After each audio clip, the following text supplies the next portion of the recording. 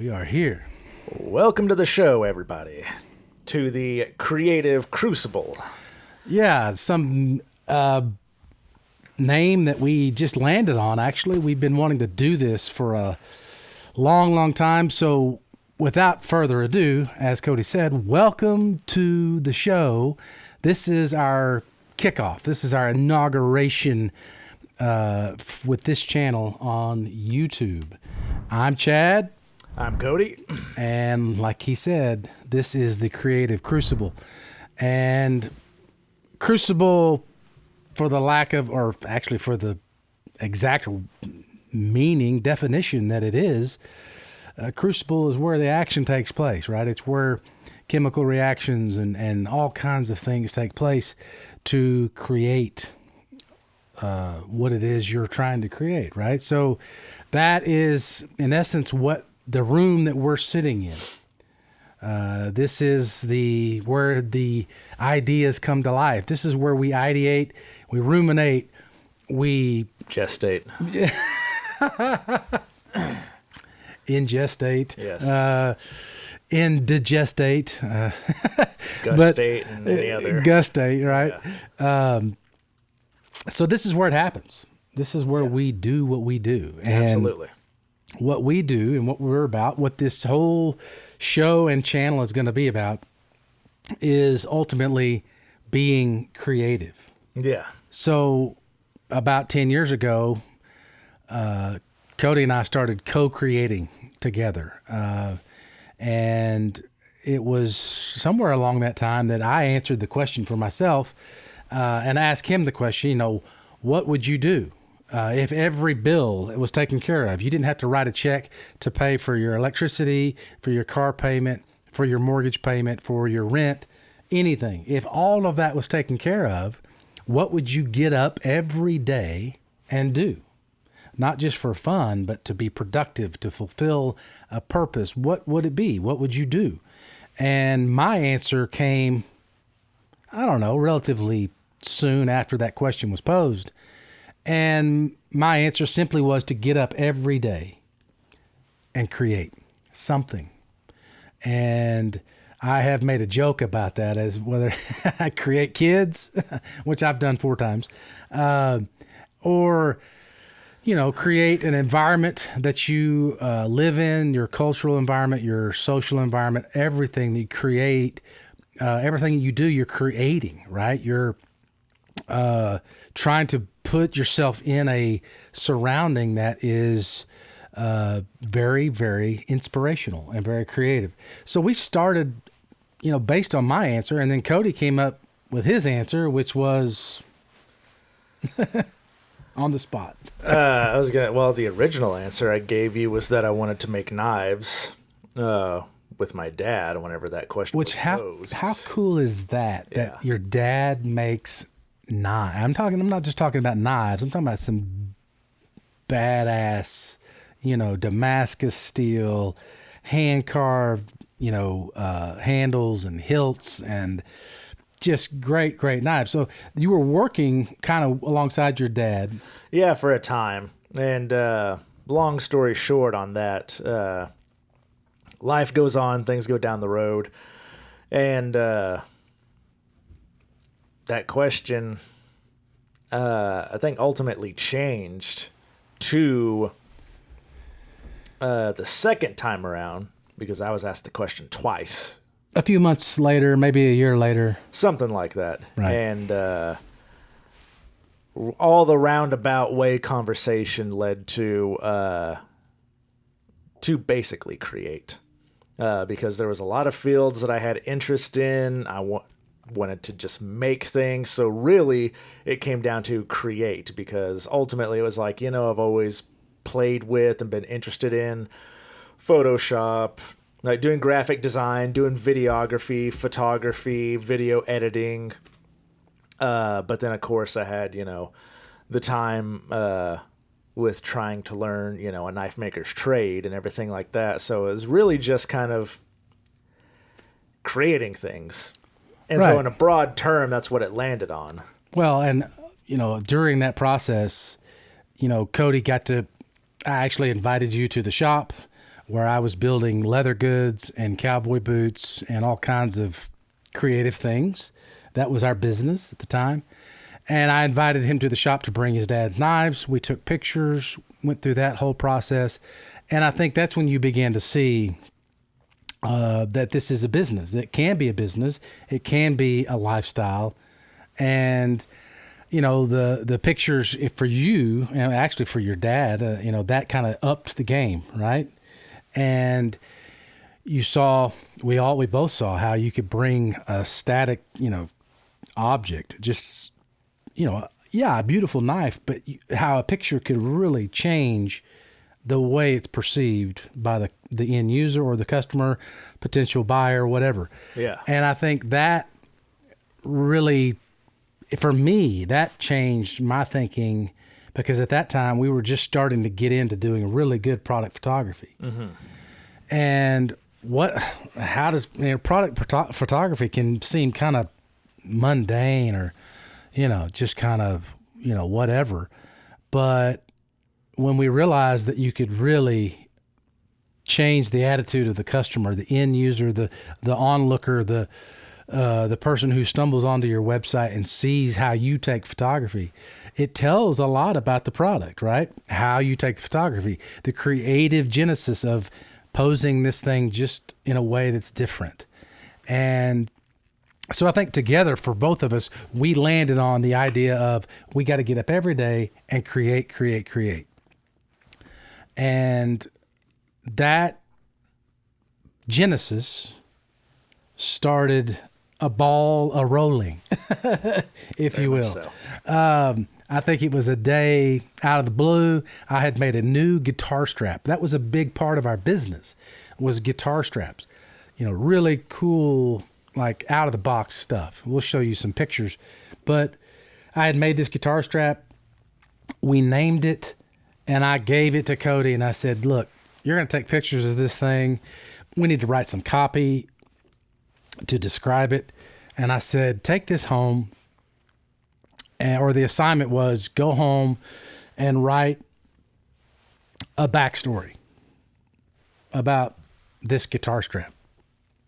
Well, lo and behold, the next day or so, you came in with this whole page describing this war that had happened in another world. And in a world that didn't exist. A world that did not exist. In fact, nothing existed except for this war that you had described. Yeah. And man, did the light bulbs go off for us. Yeah.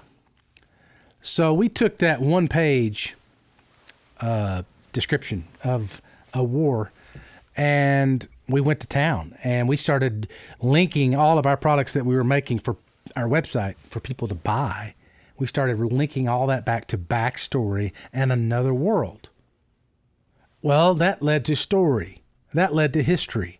That led to culture and geography and a map and all of these things. And yeah, we really started world building. Yeah. And so to really make a long story short, although it's already been long probably, this page or this channel, this show, the Creative Crucible, is hopefully going to be the output, sharing with you what we're creating, sharing with you how we create some things, and hopefully being an inspiration to you as you jump on this creative, bandwagon yourself. This is a new world we're living in, and it's very ripe for fantasy. And we've been doing this now for over 10 years and written a couple of novels. We're actually, we call that our research and development. Right. Because we've not released those yet. But we're in the process of a draft that we will release. And so today, if you came onto this video, it is our pleasure and our joy and our purpose to share with you something that we think is very vital and very important to if you're fantasy or if you're sci-fi or if you're dystopian, our world writer, novelist, RPG campaigner, whatever particular genre or category you're trying to world build in, this particular channel and this particular series of show or episodes is going to hopefully enlighten you and encourage you, inspire you to build better worlds and to build great looking maps. Yes, I said it, maps. That's what this video is going to be all about, as well as introducing you to us. I'm kind of the artist, Cody's kind of the engineer, and we both cross over in that. And you're going to see that in this video where we will do that very thing. One will create, one will recreate, engineer, and then we'll cross over and do a little bit of both. So this video is all about, after of course, hopefully a proper introduction, is going to be about how to make great looking maps. And this will be the first of several episodes we think, and we're excited to share this with you, and hopefully you will again be inspired and and just do it, right? Just jump out onto the blank page and do it. Watch what we do it better than we do. That's what we hope. In fact, some of these things we've developed, some of these techniques, you can probably leave in the comments better ways to do things, right? Right. It's not always the most efficient way, but it's the way that we've learned how to do it efficiently. There's lots of different ways to go about this, and you'll find a ton of different things on the internet about how to make maps and how to do X, Y, and Z and how to world build, and hopefully we can just help you fine-tune anything that you might be working towards. Because this is going to go a long roundabout way, because there's tons of ways that you can do this. This is and it covers a span of mediums as well. It's if you're doing anything from as complex to you're a filmmaker, video game producer, or you want to write novels like we've been doing and working towards, or something as simple as you got a new tabletop RPG coming up and you want to just really do something homebrew that is you and for you and your players and everything. It's going to cover a vast span of mediums. So hopefully this series of videos is not only entertaining and informative, but primarily we hope it either fans the flames to help whatever creativity you have brewing in your head to then take a step forward with it, and we also hope that it helps you with maybe any possible apprehensions you may have or hang-ups or anything like that to get started on anything. Very much like what you're watching us doing right here, right now with this current recording. We're doing it because you can't get caught up in perfectionism. You're going to have to start it at some point. Or you can't just decide, you know what, there's plenty of those things floating around out there. I can't contribute much. Just set out and do it, because this is all about creating. And we've often said to each other and in every venture that we've had, really the motto of a lot of good times and dark times in our lives has always been, if we're not creating, we're dead. So create your way out of it, right? That's kind of the sentiment. Like if you're having a down day, a melancholy day, blue day, just get one of these, right? This is what you're going to be seeing us use. This is a simple sketchbook that I got from Hobby Lobby somewhere. And it's just, and you can see it's been a lot of stuff's in it. It's just stuff falling out of it. But it's been used, right? So just blank paper. Cody, if you want to grab that pencil and that little mouse. These are the tools we're going to want you to try. Very simple. Cheapo mechanical pencil from Wally World. It's all you need, right? An eraser, maybe, doubtful. And just plenty of lead and the blank page. Last thing you're going to want to have, you don't have to have it, but it certainly is going to save you in the long run. Tell them what we mean, Cody. These little ball mouses that don't have to pick up. It's not a regular mouse. You are literally just going to use your thumb to move it around. Yeah, so the thumb instead of the whole wrist, the whole arm, as with the typical mouse, which is like that. This mouse right here, this will kill you. You don't want to use that to do what we're going to do, to what we're going to show you how to do.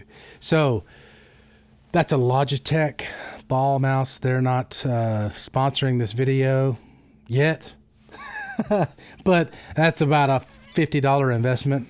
That's about a $10 investment, another dollar. So, you're less than $100 in. Yeah, you're going to have to invest into what you do. You got to love it. You got to go for it, and you got to prepare and do the best work you can do. Right now, if you don't have all of that, doesn't mean you can't start. So this is just the way that we've done it and that we continue to do it because we work quite well with it. Yeah. There's many different ways, like I said, and you maybe even find some other ways that work better for you. But in this video, these are some of the items we're going to be using, and some of that is because of preference, and then others is because we think it is just a better way to go about it if you're going to go about it in this form or fashion.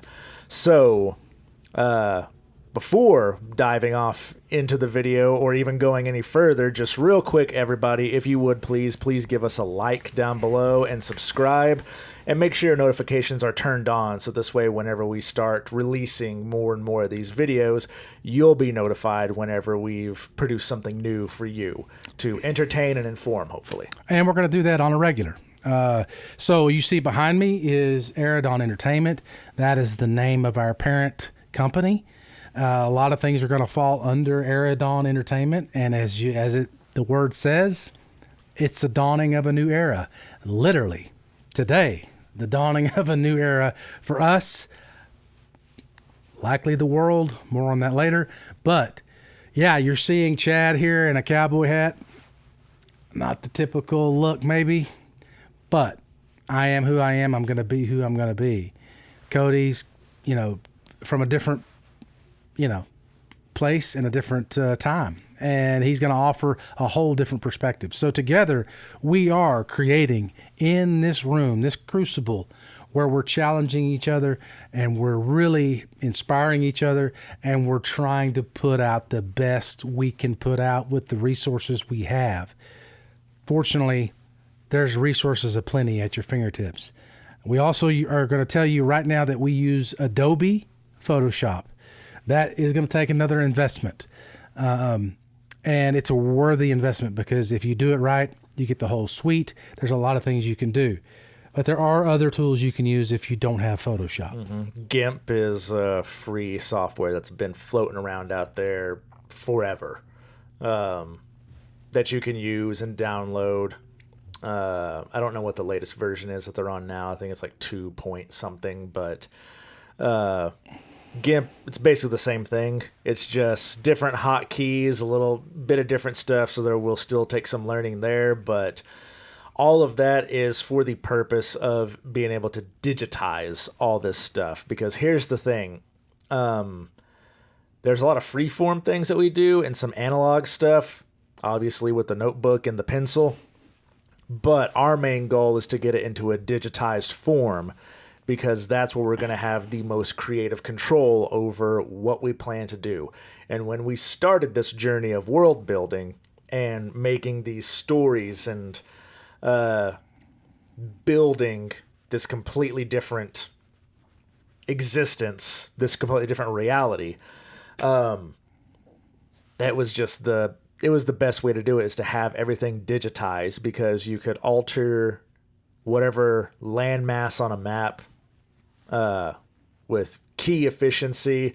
If you didn't like the way something turned out in your free sketch, well, if you have it on the computer now and in some sort of photo editing or shape editing software, because I know Illustrator you can use as well, along with some other things, because that one's also Adobe. It basically will allow you to say, like, you know what, I don't like that island up there in the north, so we're going to move it over here, or we're just going to get rid of it altogether, or this coast is looking a little too, made it a little too straight, vertical or whatever, so we're going to tweak it just a little bit and make it look more natural, or whatever it might be. But it's also going to help you add so much more to it as well. Yeah. When it, once again, you just have so much control over it when you do this. That's why we're going down this list and why we're going to do what we're going to do in this video. So if you like maps, if you like fantasy, if you like everything from Lord of the Rings to, Sanderson, to George Martin, to the latest, greatest fantasy author that you like, if you're like us, maps are kind of where it starts. If it's a good map, man, we're off to the races. We're excited to dive into this world. So without further yapping or jaw-jacking, we're going to jump into this, and we're going to create a world, an alternate reality, another place in the grand universe. We're going to create it together. You're going to be here with us along for the ride every step of the way. So we're excited about that. So here we go. This is kind of world building 101, map making 101, and the first of several episodes. So thanks for joining us, and let's have some fun. Okay, so here we are with the blank page. Probably one of the scariest things that we as creators face, the blank page staring back at us. But really all this is a sketchbook you can pick up at Hobby Lobby, Michael's, Walmart, wherever. Simple, just white sketch paper and a plain, very cheap mechanical pencil for, being able to do detail.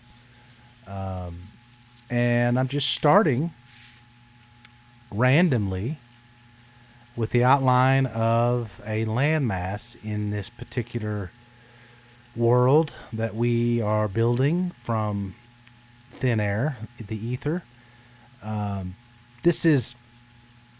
There is no predetermined idea in my brain right now. I'm just drawing, just enjoying the formation here of something from nothing, right? Just the outline, random. Yes, random in the way that I'm moving the pencil. You can see me at some points I'm long and flowing, pretty smooth. Other points or other areas I'm doing a movement of the pencil that makes the line more jagged. This is what the world that we live in, our own world here. If you look at any geographic map, any topographical map, Google Earth, satellite imagery, a world atlas, you can zoom out and you can see the jagged lines, the edge of the world, if you will. It's pretty random, and it's formed by water. It's formed by erosion. It's formed by all kinds of natural phenomenons. And over eons of time, things do change, but not drastically. So that's in our world. In this world, in a fantasy world, freedom is everything. You can create what it looks like, and then you can create why it looks that way. You can create why it changes randomly, rapidly, never. You can have huge sections of your continent falling into the ocean for whatever reason. There's all kinds of freedom and openness in your world that you can create.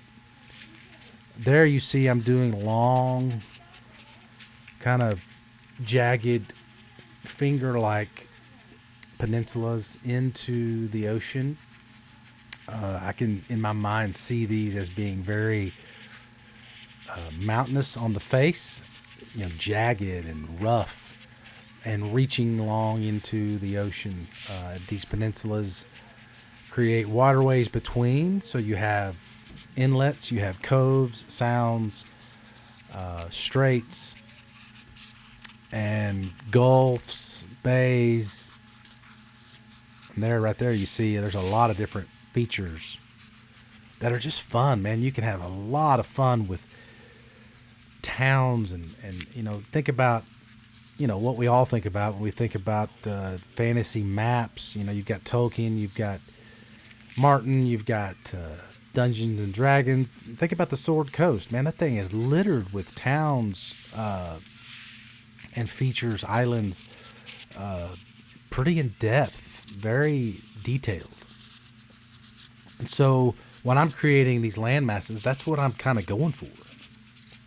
Is, some of these areas are going to be desolate and stark, and some of them are going to be very populated and very historically annaled in our world, where lots of things happened here. Maybe they're not happening now. Maybe they're in a downturn of culture and civilization. But historically, this is where the first cities popped up on your world. Or maybe there was a great war, and out of that war, the victory, went to this particular faction of people, and they raised up great walls, and cities were formed, and all kinds of different history, again, and culture and geology and volcanoes. And I try to stay away from the deep, fundamental rootedness that we kind of feel like we have to stay stuck to, that is in our world. In other words, I don't necessarily have to have mountain ranges occur like they do in our world, although that's probably the simplest way to do it. I'm not bound to that, although it probably naturally happens in my brain or as I'm drawing. Here you see me putting in islands. That's what I do towards the end. After I closed that landmass, I'm looking back and going, okay, we need some composition. Because our thinking is, if it looks good, it is good. We want a great looking, detailed map that is not far removed from what we all know as maps. So here I've got islands occurring off of peninsulas, which is natural.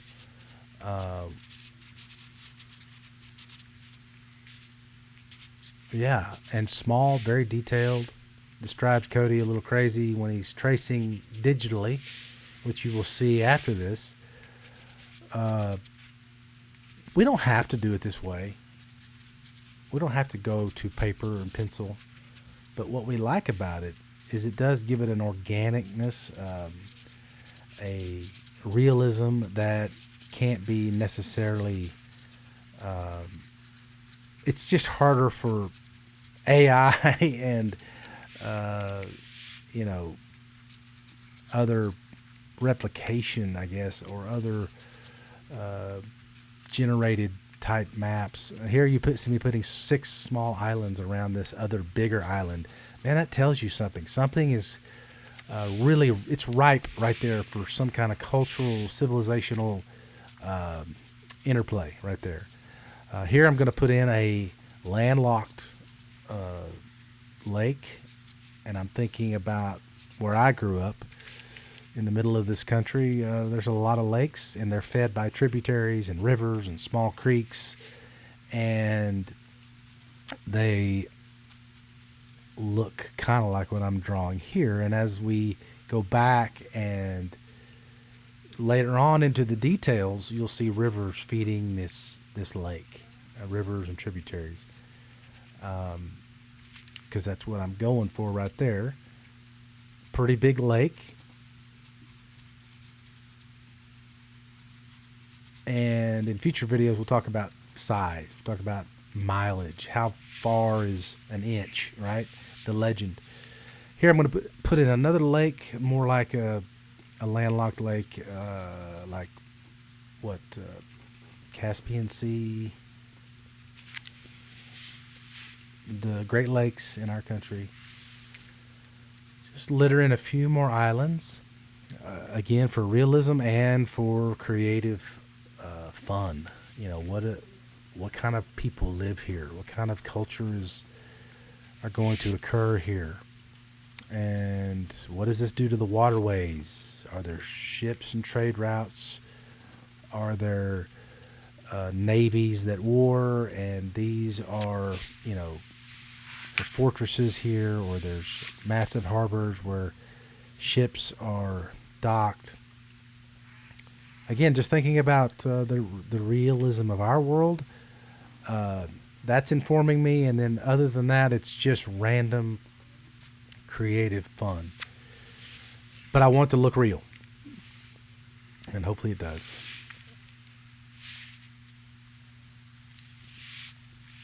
Just one more little island here. I think we've got it. I'm going to hand this off to Cody and let him digitize it. Yep. That's it.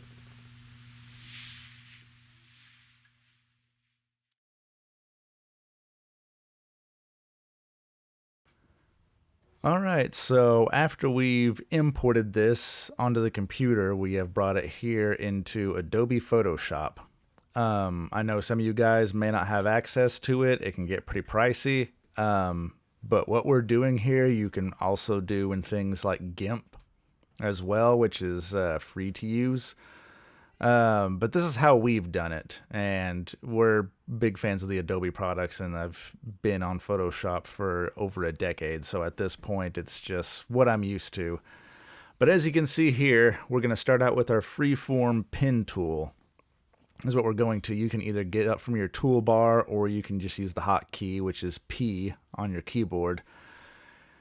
And we're going to pick a random part here. It doesn't really matter where you want to start. Very much like the blank page, just as long as you start somewhere is what actually matters.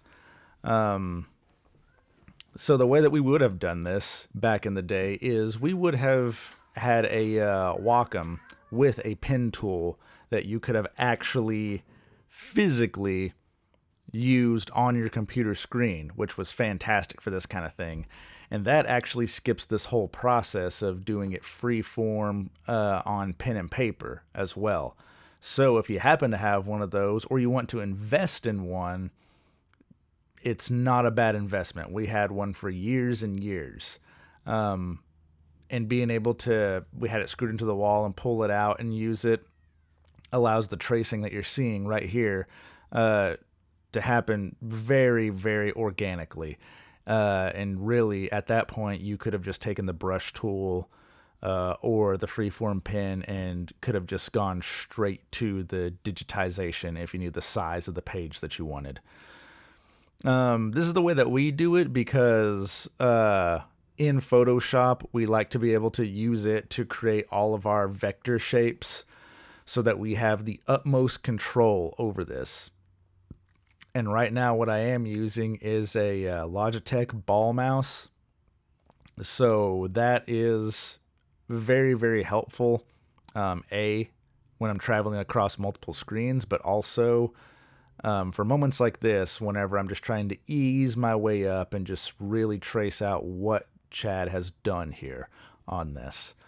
Being able to go slowly without having to pick up a mouse or physically move a mouse around and, speed up carpal tunnel. When you use it for decades, that's a thing that could happen, Not saying that, it's any other mouse, different type of mouse is bad, but if this is kind of your job where you're using it all day, every day, and you're using it frequently in things like Photoshop, it can happen. So to help you kind of see better, we're going to turn this into a red here. And like I said, I've just been taking my time tracing along what he has already drawn. And usually it's pretty good about setting the right anchor points when you're just doing freehand and following along here, even along these really gnarled coasts that you see here that he's built. And so tracing along this, another thing that you can do if this gets tiring is up at the top options bar there, you can see there's a little box called magnetic. If you click on that, you're going to see this magnet out next to your pen tool. And what that's going to do is when you are tracing along any image, not just a map, but most anything, it will find the edge of that image that you're trying to trace around.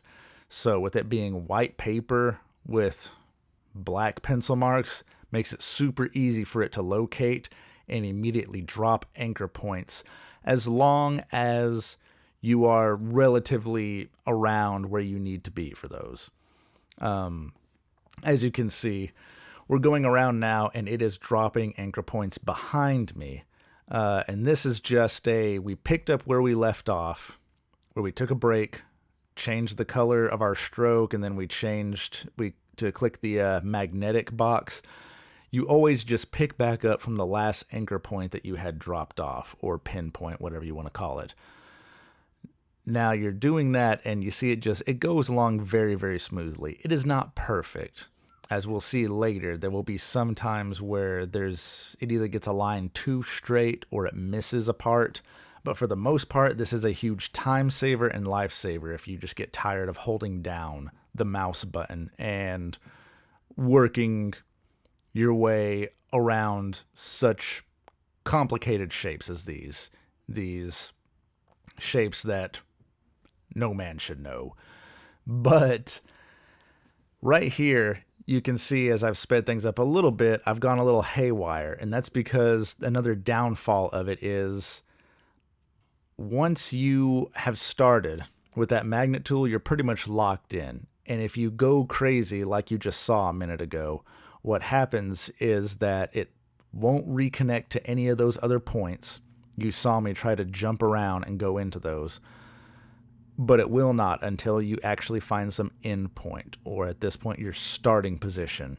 Now, I could have just kept going and finished it out and then deleted the points that I didn't want and maybe rearranged some, but I decided to start all over because I felt that would be a better time saver for using something like tracing a landmass versus doing basic geometric shapes. So, whenever you're doing this, just keep going along, and like I said, it's a huge time saver. I know there's also other ways that you can do this. I know Illustrator has some ways to trace shapes, but A, I don't know Illustrator that well, and B, I just don't want to deal with multiple file types across multiple programs. So as you can see here, we now have it completely traced out.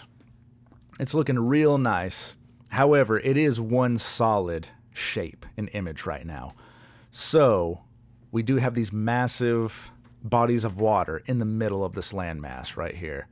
Now you could just make completely separate shapes. I don't recommend it though, because what's going to happen is you're just going to fill up your layers bar over there. Not only that, it's not going to translate into a proper shape the way that it needs to be.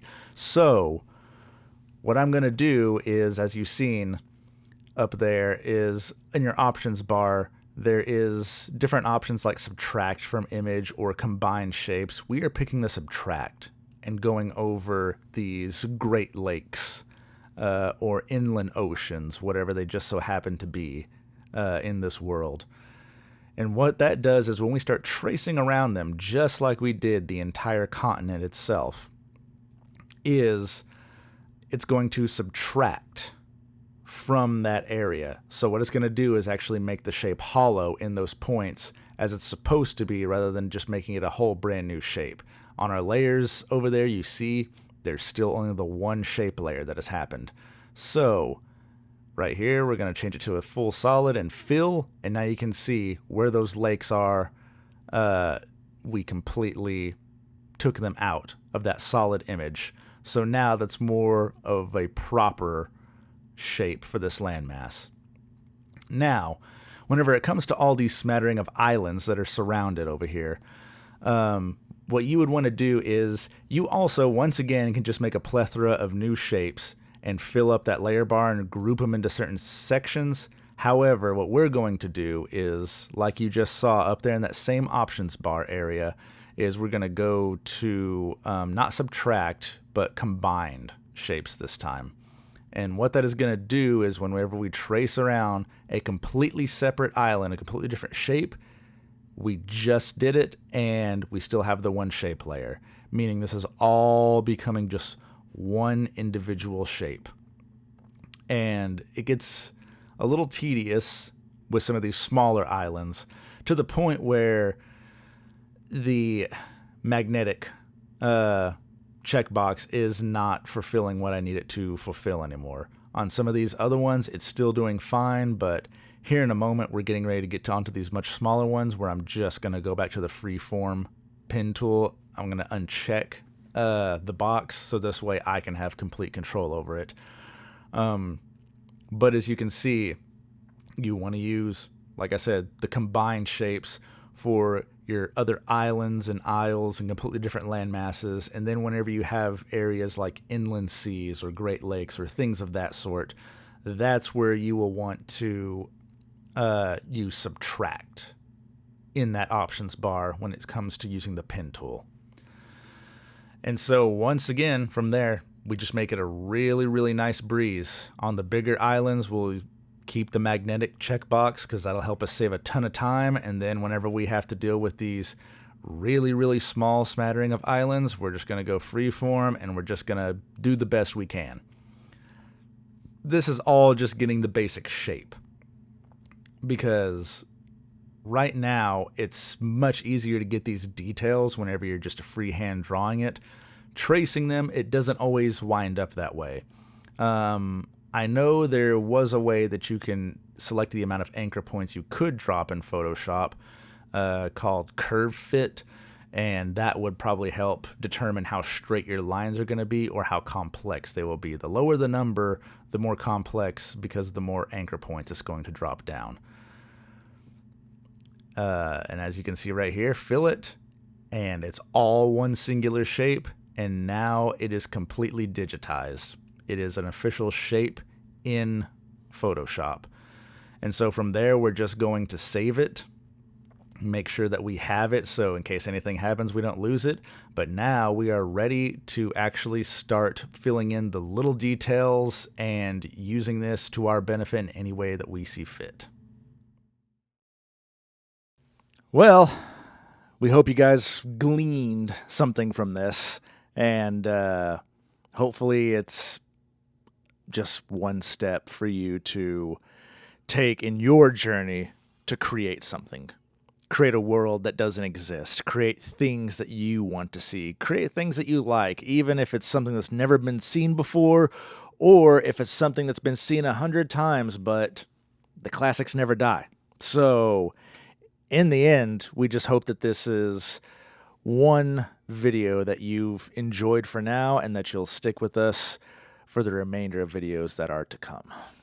Yeah, and like Cody said, writing, creating, I've written probably in my life, I don't know, over 500 songs, right? So I've spent some part of my career writing songs. And the whole idea behind that was to not just write another song, not just say I love you in 3 minutes, like it's been done 1 billion times. But it was to write something that would be a standard, something timeless, something that, like the Christmas songs that we all hear every year at the same time. Those are standards. Something you hear and it's just part of the culture. It's part of the core fabric of who we are. That's the idea and maybe that's a lofty goal, I don't know, but Tolkien took time to write what I would consider not only the grandfathered piece of fantasy. He's considered the grandfather, right, of fantasy. Pretty sure that's the apt name. Founding father is what I would say. I think Gary Gygax would say that. I think George Martin would say that. Regardless, I don't know if he set out to write a standard, but I think he set out to write something that would last beyond him. I think he thought that big. Maybe not when he was telling the story of Bilbo Baggins to his kids. Maybe he didn't quite think it then. But as it grew and it developed and it evolved, it turned into something that is not only masterful, but will live in the annals of time and history. That's pretty amazing. Should we set out to do that? Absolutely. So that means it's going to take time. It means it's going to be hard work. It means it's going to take every bit of discipline, effort, self-motivation, stick-to-itiveness, long suffering. It's going to take time. So, pull on your boots, pull up your bootstraps, and get in the game, get on the wagon, and take the blank page and fill it up. Even if it stinks, even if it's no good in the beginning, by page 10, it will be good, or it'll be markedly better, right? So, here you go. So this is hand drawn, right? We're going to keep doing it organic as long as it makes sense. And we think that adds a little bit of an element of intrigue, and I think rootedness in the fact that this all comes out of us. It's not AI. Now, AI will play a role, and you'll see it play a role with us.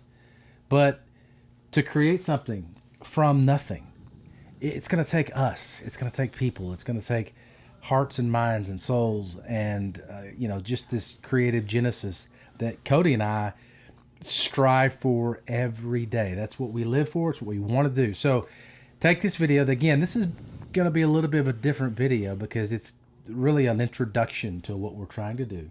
So as we said in the beginning, and as we say now at the end of this video, this is part 1, but it's also our introduction. So again, I'm Chad. I'm Cody. And we are the Creation Crucible. This is where it happens, okay? So stay tuned. Part 2 is coming really quickly. And we hope that you will like, share, tell your friends about this. Subscribe. That's probably the biggest thing, because you're not going to want to miss the next video as we take this little map, this little one page that we built. You've already seen it evolve. It's really going to take shape next video and the videos to come. So stay tuned. We look forward to seeing you guys again, and we will absolutely keep creating.